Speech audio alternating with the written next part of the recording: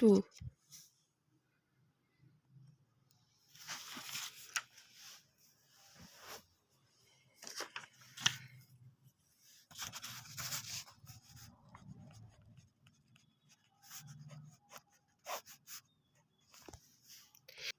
तो मैनिया की अगर हम बात करें तो मैनिया में जो है वो पेशेंट का जो है मूड बहुत ज़्यादा इंक्रीज हो जाएगा, सेल्फ इस्टीम बहुत ज़्यादा हो जाएगी, बहुत ज़्यादा बातें करने लग जाएगा, जिसको हम दूसरे लफ्ज़ों में कहते हैं कि बेरब बातें करना शुरू हो जाएगा, बहुत ज़्यादा ताकत आ जाएगी और ख़ुशी इंतहा की महसूस करेगा, लेकिन उसकी कोई वजह नहीं होगी, ख़ास वजह नहीं होगी। ठीक है।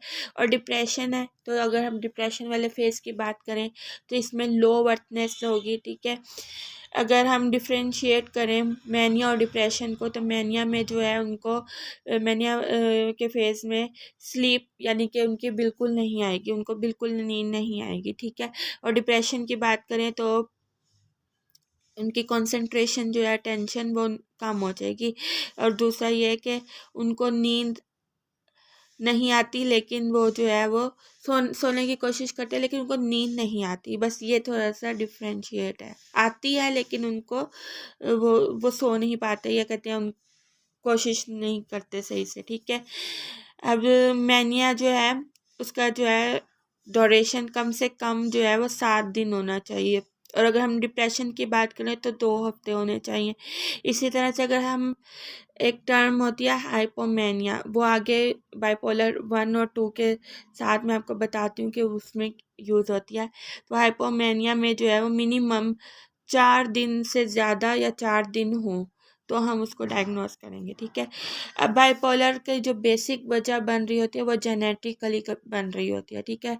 यानी कि फैमिली की वजह से जो है वो जेनेटिकली तौर पर जो है ये डिवेल्प होता है। दूसरा अगर हम बात करें तो अगर स्ट्रेसर पूछा जाए तो स्ट्रेसर की वजह भी कोई हो सकती है। सब्सटेंस इंड्यूस जो है कोई ऐसे ड्रग यूज़ कर रहा है जिसकी वजह से कोई कॉज हो गया, तो ये भी हम कह सकते हैं, रीज़न हो सकता है। ठीक है। अब यहाँ पर मैनिया के मैंने एक टर्म आपकी बात मैनिया के बारे में बताया था। तो mania is a state of intense, यहाँ पर लिखा हुआ है इंटेंस और irritability accompanied by other symptoms shown, यानी कि इसमें बहुत ज़्यादा हाई लेवल का जो है यहाँ पे लिखा भी है हाईली अनयूजुअल कम। ठीक है।